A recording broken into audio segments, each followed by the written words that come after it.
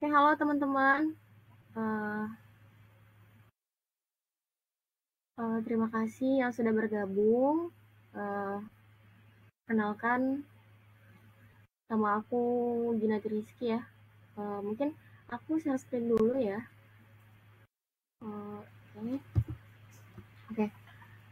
Hari ini kita akan membahas MySQL database ya.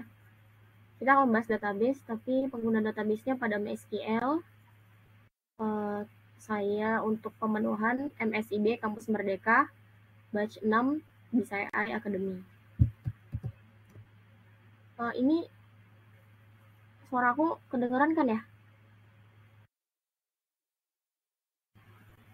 Share screen-nya muncul kan ya? Lanjut aja kali ya. Aku perkenalan dulu ya. Uh, Nama aku Ginanti Rizky.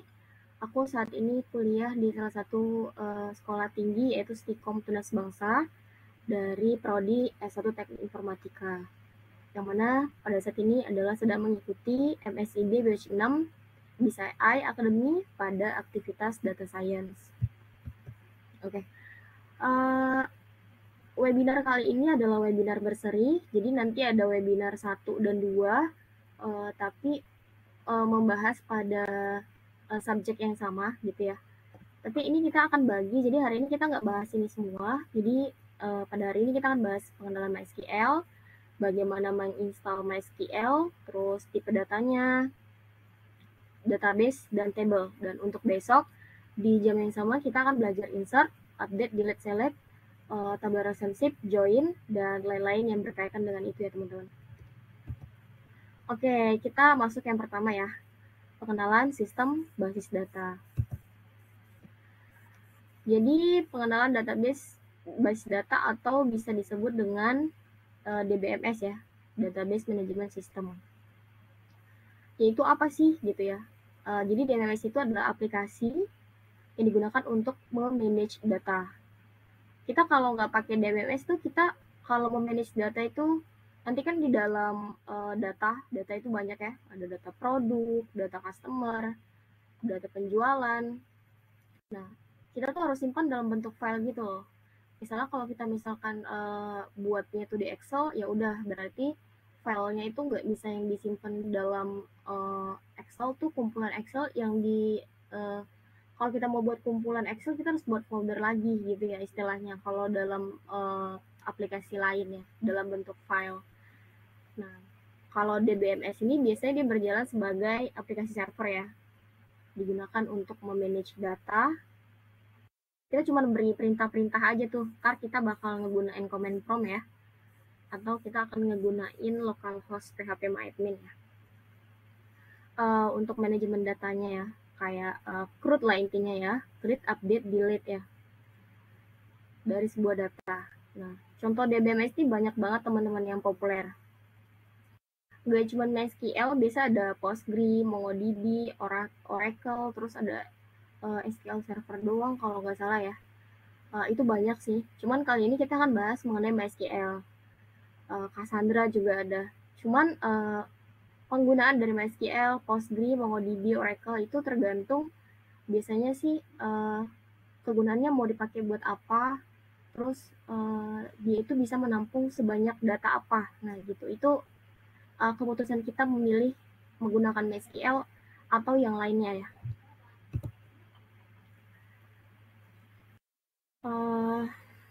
Baik, kita masuk ke pengenalan relational database. Sebenarnya ada banyak sekali di DMS, seperti relational database, dokumen database, key value database, dan lain-lain. Cuman emang sampai sekarang tuh yang masih populer dan banyak orang yang ngegunain itu yaitu ya relational database. Karena apa? Karena mudah dimengerti ya, mudah dipelajari juga, terus nyimpennya juga dalam bentuk tabular, kayak Microsoft Excel atau di Google Docs spreadsheet gitu. Jadi udah kayak data frame gitu lah teman-teman ya.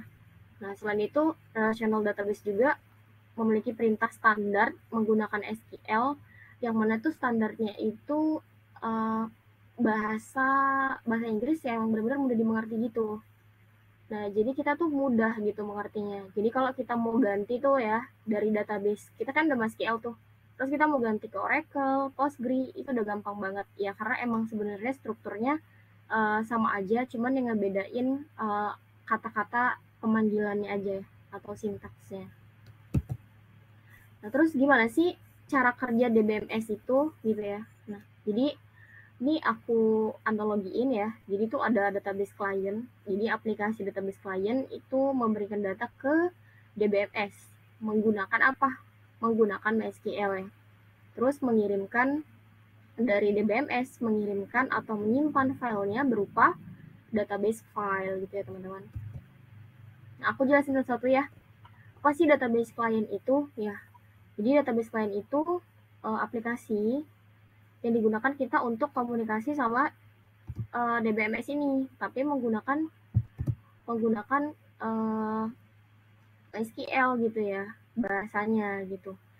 Kita juga bisa membuat komunikasi kita dengan DBMS itu menggunakan bahasa Java juga bisa, PHP atau bahasa programan lainnya juga bisa sih. Cuman kali ini kita akan gunain untuk SQL ya. Nah, terus database file itu apa? Mayoritas atau kebanyakan DBMS itu menyimpan datanya di file.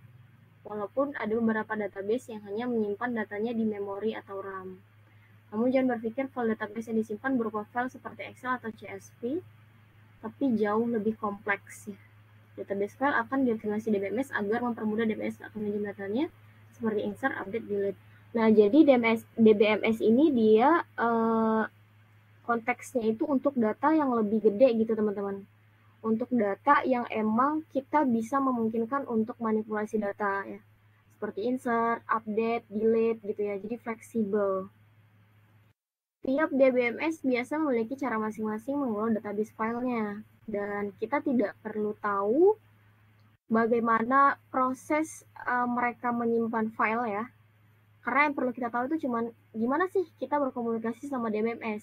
Nah, untuk proses dari DBMS ke database file, kita nggak perlu tahu tuh. Yang perlu kita tahu hanya bagaimana sih kita bisa berkomunikasi dengan DBMS, lalu dia bisa kita perintahkan untuk menyimpan ke database file.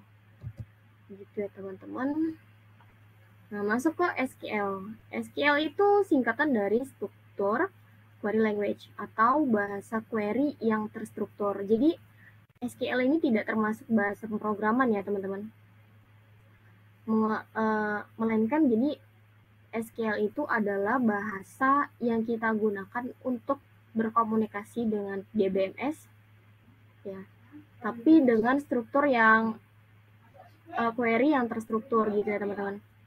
Nah, sedangkan SQL itu mudah gitu untuk kita mengerti ya, karena itu tadi yang aku bilang ya, emang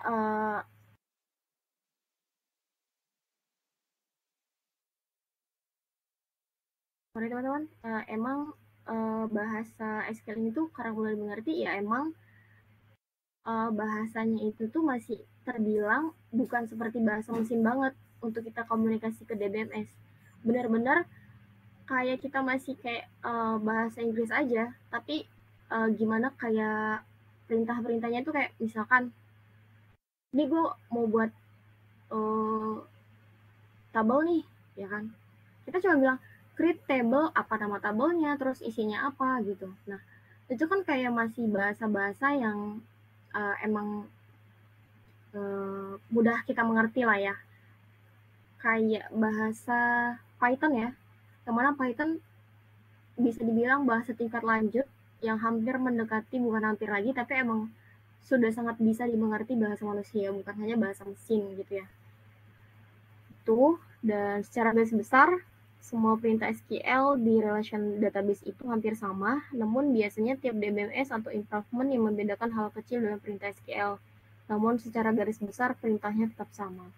Jadi kita mau pakai MySQL, kita mau pakai Postgre, kita mau pakai MongoDB ya, semua itu rata-rata sama aja sih perintahnya. Create table, drop table itu sama aja. Cuman kadang beda sintaks ataupun ya improvement dari tergantung tiap-tiap dari ini ya, tipe DBMS-nya. Oke, lanjut kita ke pengenalan MySQL. Jadi MySQL itu adalah DBMS relational open source, jadi gratis ya, yang paling populer di dunia saat ini. Kenapa? Karena selain dia open source, dia itu juga gratis ya digunakan. Nah, pertama kali dibuat dan diperkenalkan pada tahun 1995 oleh David Exmark dan Michael Widenius. Sangat populer terutama di kalangan programmer web PHP. Karena emang sebenarnya MySQL ini sering banget digunakan untuk database website teman-teman. Tapi kalau kita mau gunain untuk data science sebenarnya sangat memungkinkan ya. Karena sama aja itu kayak database biasa gitu. Oke, lanjut. Nah, kenapa kita harus belajar MySQL? Ya, kan ada bahasa programan-programan yang lain gitu ya. Ini aku ambil contoh dari tahun 2019 sampai tahun 2020 ya. Untuk MySQL ini dia ada di urutan kedua ya. Yang mana maksudnya dia yang paling populer ya. Database modelnya itu dia relasional dan multimodel. Ini kalau skornya aja kita lihat, skornya aja pada tahun 2020 November nyampe 1.200-an ya. Terus di Oktober 2020 itu dia minus ya. Minus berapa lah gitu ya. Ada berkurang berarti sempat berkurang berarti ya, nggak naik terus. Sekarang udah banyak sih yang ngegantiin MySQL dan lain itu udah banyak ya. Tapi Oracle tuh masih tetap yang paling dipakai banget ya. Meskipun MySQL emang udah familiar banget karena emang mudah dipakai, tapi saat ini programmer-programmer lain tuh masih banyak yang pakai Oracle ya. Sistemnya tuh terus aja gitu berkembang ya teman-teman. Kalau kita perhatikan dari MySQL ini kan dia ada penurunan ya, tapi kalau dari Oracle dia terus aja berkembang, termasuk kayak Postgre ya. Cuman Postgre nggak terlalu banyak peminat sih teman-teman. Kayak MariaDB juga gitu lah ya. Oke. MySQL Community dengan MySQL Enterprise.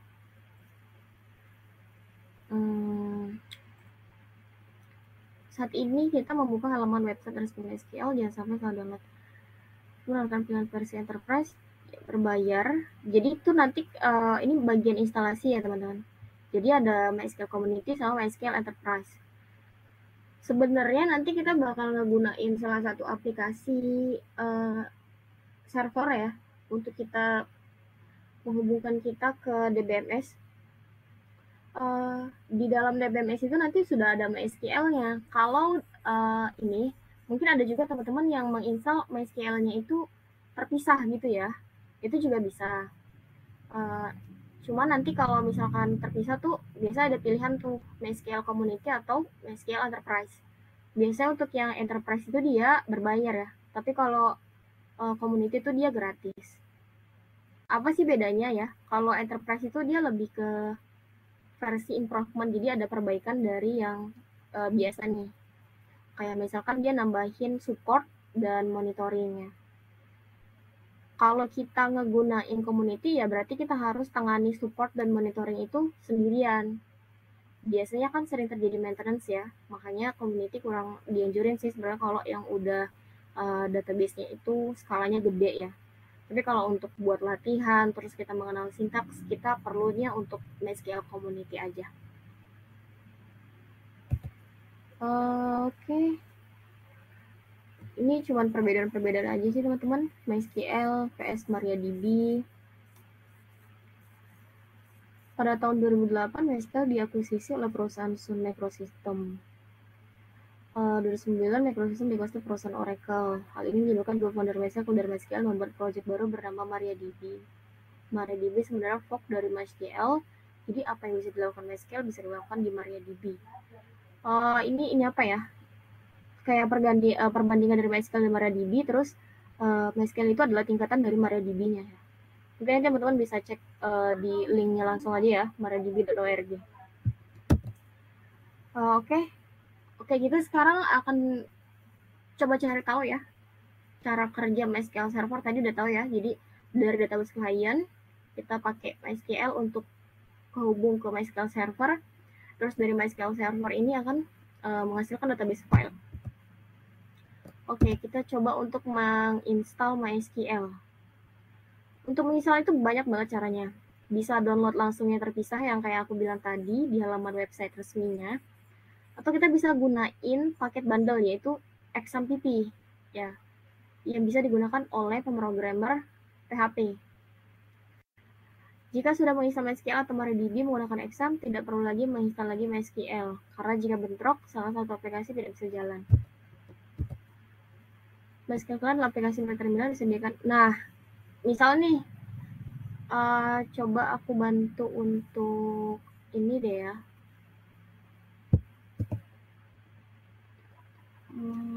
Wait teman-teman.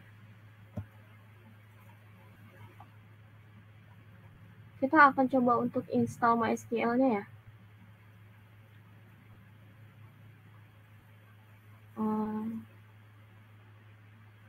Wait.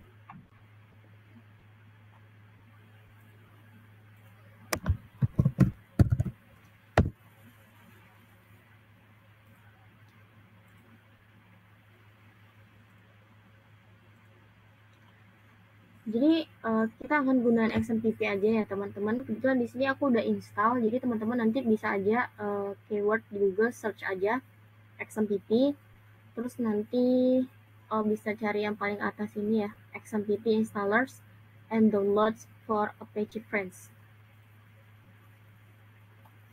Kayak gini tampilannya.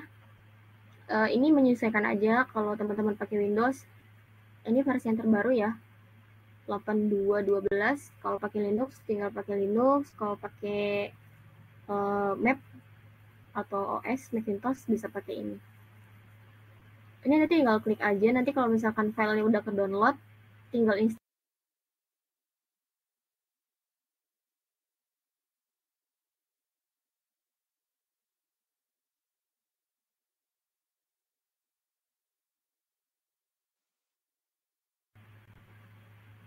Nah, ini aku bilang, jadi kalau di MySQL itu dia udah paket bundle gitu loh. Jadi dalamnya udah ada Apache, MySQL, FileZilla, Mercury, Tomcat gitu. Ini kan semua untuk keperluan web sih, cuma masing-masing sih. Di data science juga ada backend-nya juga kan ya.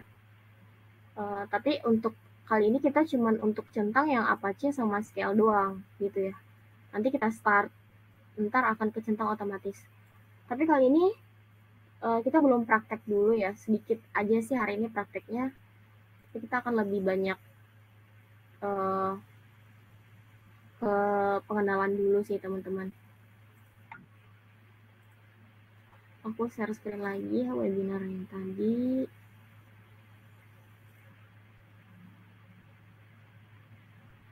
Oke, kita udah berhasil install MySQL-nya.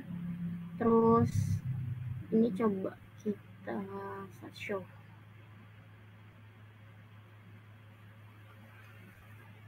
Nah, ntar kalau misalkan kita udah install aplikasi exam-nya, nah gimana kita ngobrol ke DBMS itu? Nah, kita pakai command prompt ya teman-teman. Terus kita belajar database. Database itu adalah tempat kita menyimpan table di MySQL. Misalkan tabel di MySQL sebuah file, maka database dalam folder. Nah, jadi analoginya kayak gini teman-teman. Kita punya sebuah lemari, ya. Di dalam lemari itu terdapat banyak rak. Di dalam rak itu banyak baju ataupun pakaian lah intinya. Dalam analogi tersebut, kita bisa mengasumsikan bahwa lemari tersebut adalah database, rak tersebut adalah sebuah table, dan pakaian tersebut adalah isi dari sebuah table yang bisa berupa kolom ataupun baris. Gitu ya teman-teman. Kalau jadi sebelum kita ngebuat tabel, logikanya adalah kita buka dulu kan lemarinya. Nah, kalau kita mau isi pakaian, kita nggak langsung letak doang dong. Kita harus letak mereka ke dalam rak ya. Nah, rak itu tadi kita analogikan sebagai table gitu ya.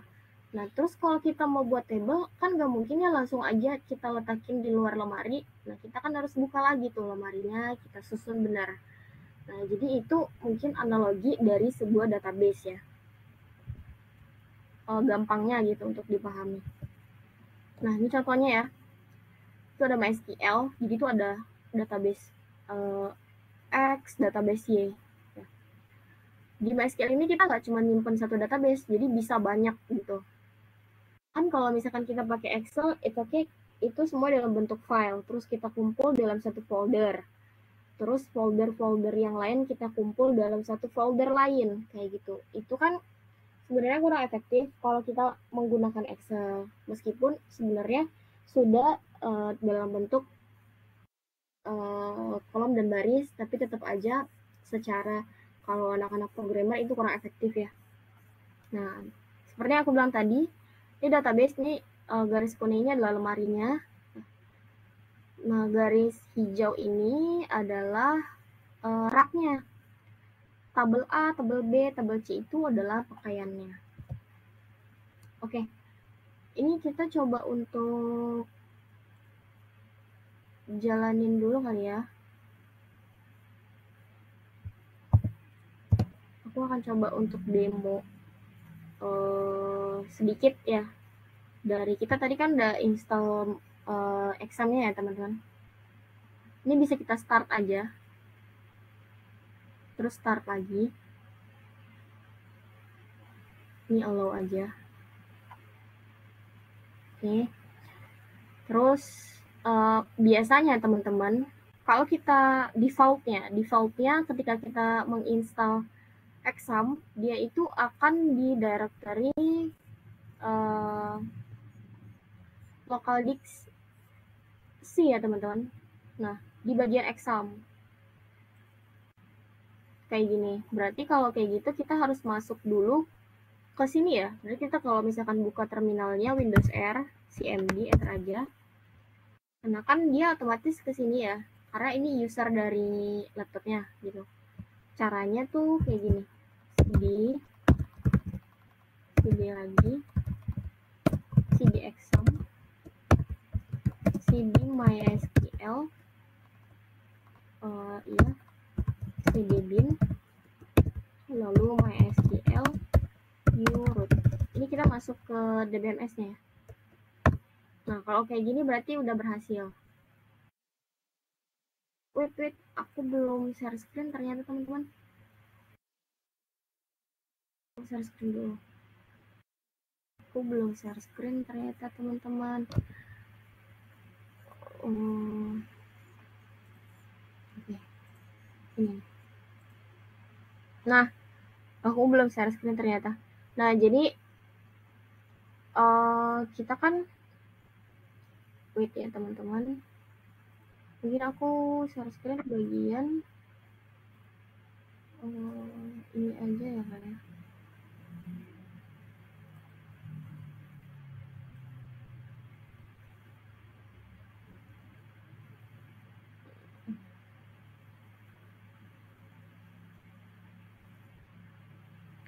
Oke, ini aku buka ke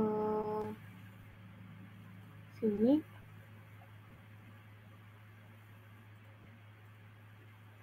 Nggak kelihatan ya? Oke, aku entire screen.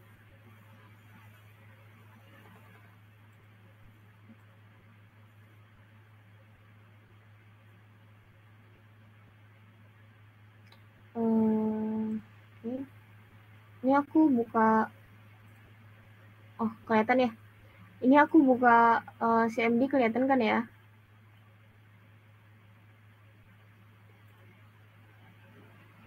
Kelihatan sih. Oke.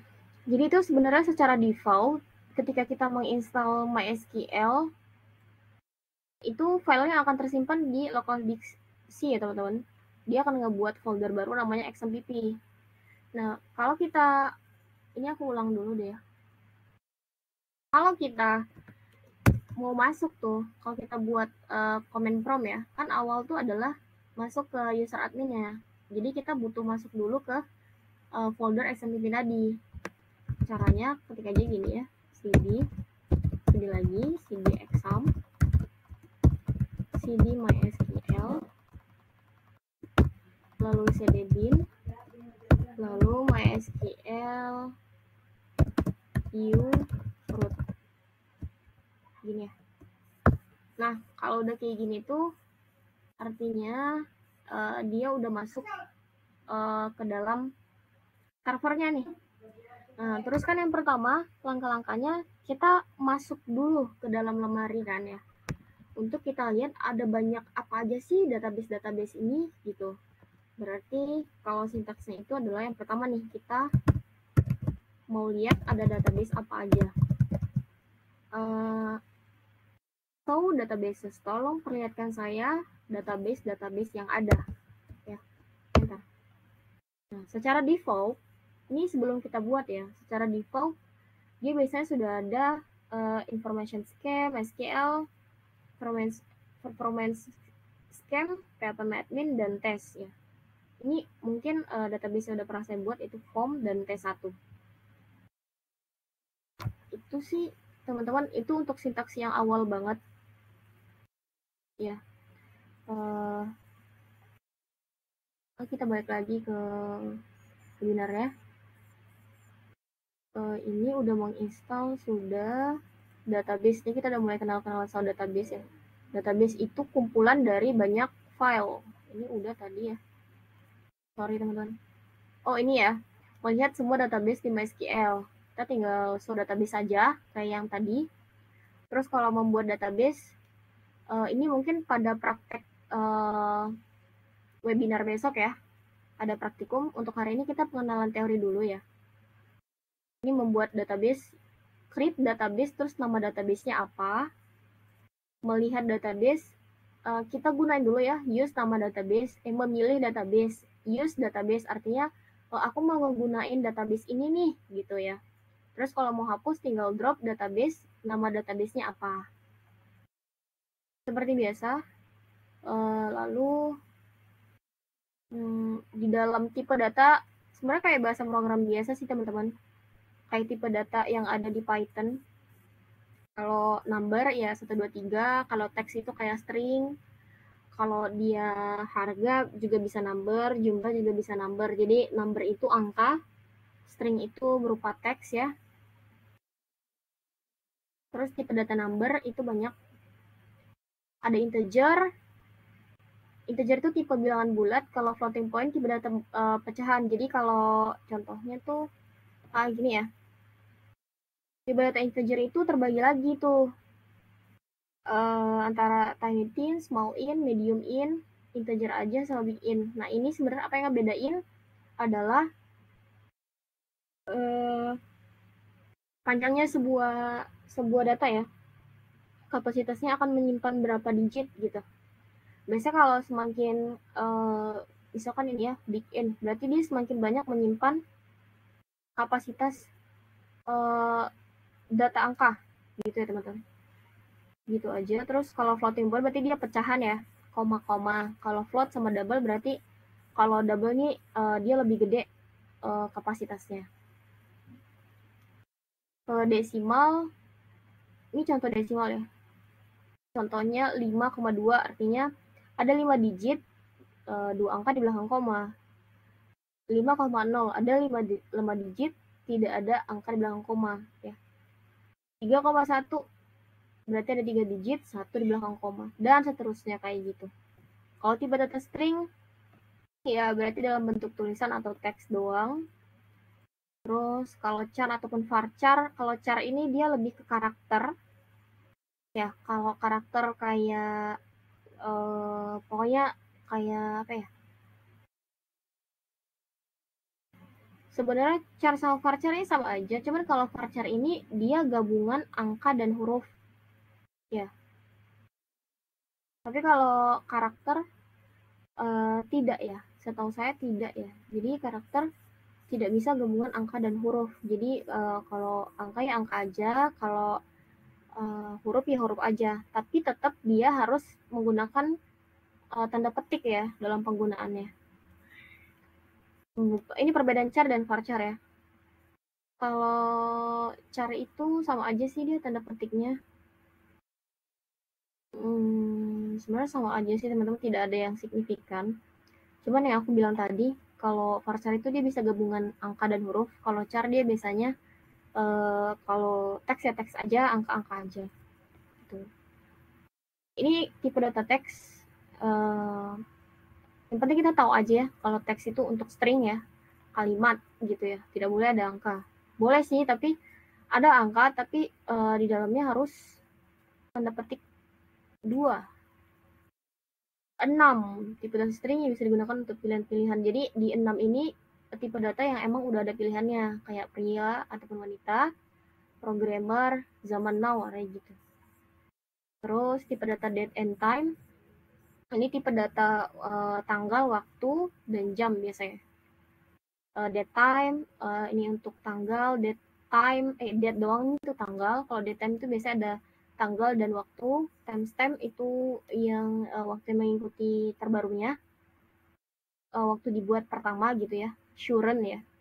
Kalau time aja berarti waktu doang, kalau year tahun doang.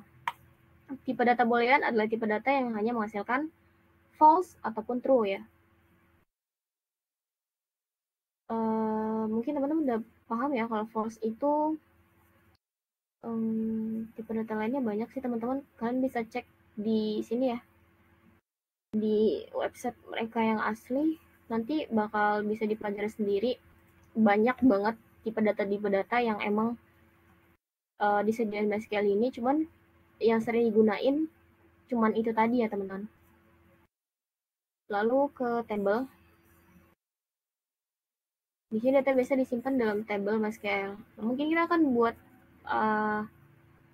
ini show tables, mau buat table, struktur table.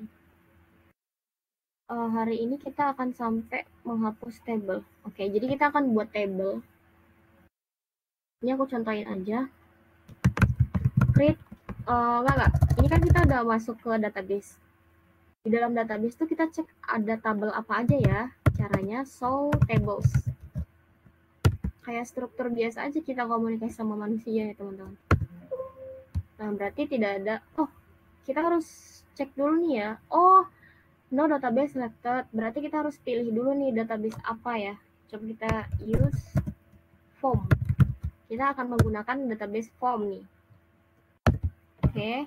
Terus show tables. Ternyata di dalam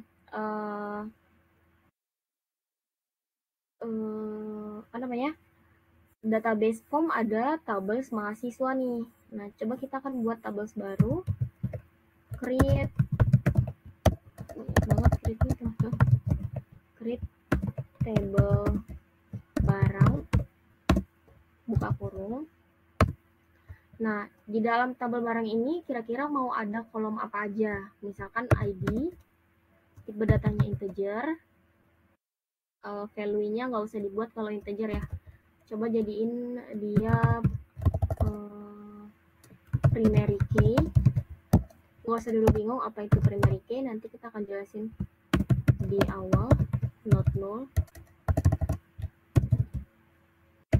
Lalu nama barang ya,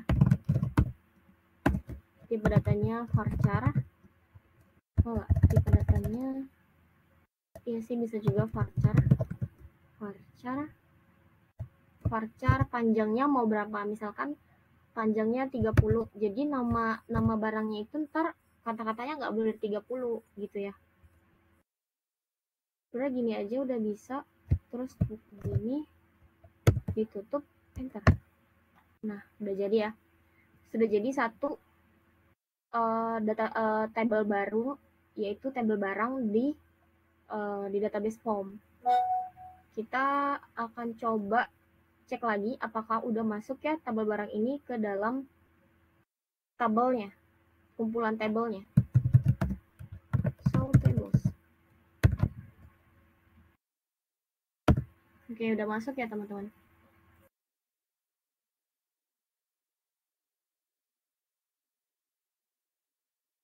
Oke. Bentar ya teman-teman. Nah, berarti udah masuk ya. Terus kalau kita coba untuk lihat struktur dari tabel barang ini, kita cek aja dex barang.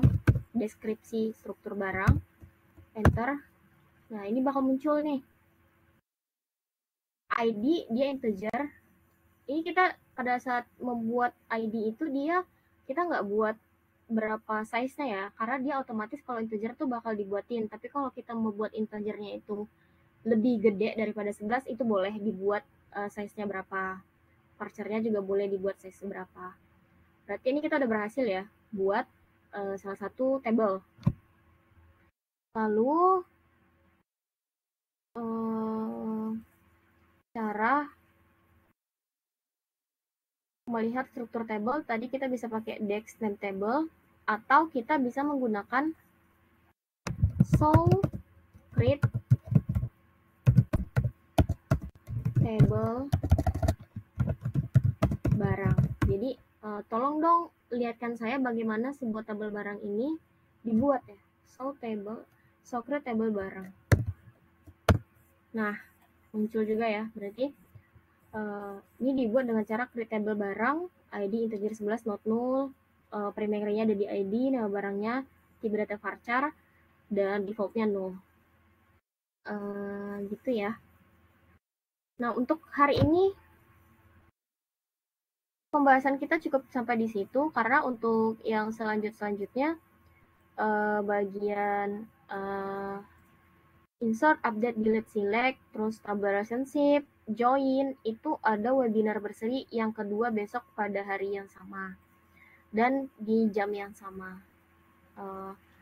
Mungkin dari aku segitu teman-teman. Mungkin dari teman-teman kesimpulan dari aku dari beberapa penjelasan di atas adalah kita untuk kita paham ya, ntar ngegunain insert, update, delete, select ya, buat database, buat tabelnya, terus DBML-nya. Kita perlu tahu dulu bagaimana si MySQL itu, terus apa aja tipe datanya, terus bagaimana sistem kerjanya, itu berguna banget. Jadi kalau kita nanti langsung menggunakan MySQL, kita nggak perlu hafal sintaks, tapi kita perlu kalau misalkan udah paham, itu ntar mengalir doang gitu. Jadi itulah pentingnya kita paham mengenai dasarnya dulu gitu. Kesimpulan dari aku untuk penjelasan tadi itu ya teman-teman, mungkin aku buka sesi tanya jawab 5 menit ke depan. Oke, aku buka sesi tanya jawabnya ya teman-teman. Tapi nanti kalau misalkan 5 menit tidak ada, aku anggap pas dan mungkin kita akan tutup webinarnya ya. Oke, silakan, ada yang mau ditanyakan?